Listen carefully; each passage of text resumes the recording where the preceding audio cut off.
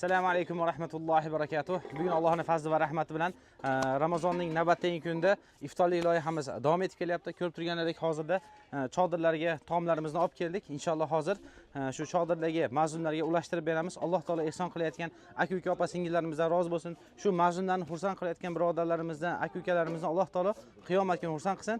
Agar sizlar ham shunday chodirlarda, og'ir sharoitlarda yashayotgan mazlumlarga yoki yetimxonadagi yetimlarga yordamlarni yuborishsanglar, bizni aloqa manzilimizga chiqishingiz mumkin inshaalloh. Hozir taomlarimizni ochib inshaalloh ulashtirib beramiz inshaalloh.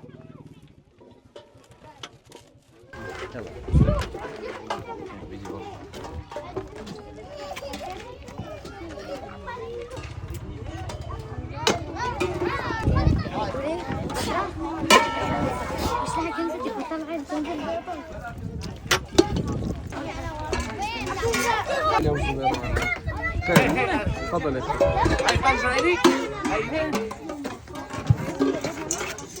هيك شو جايبين لنا فانتا 6 عوائل يلا يا اخي ما بصير طول بالك نخلص مخيمنا وبعدين تفضل يا شيخ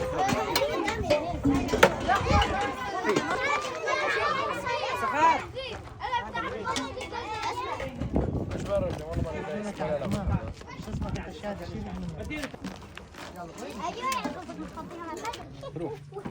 طيب يا مستميت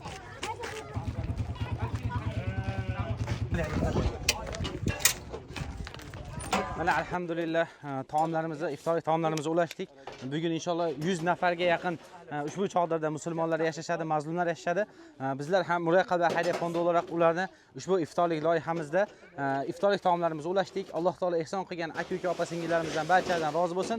Alloh taolo ushbu amallar sababli Firdavs va Naim jannatlaridan mukofotlasin. Agar sizlar ham ehson kallar karvoniga qo'shilsanglar, bizni aloqa manzilimizga chiqishingiz mumkin inshaalloh.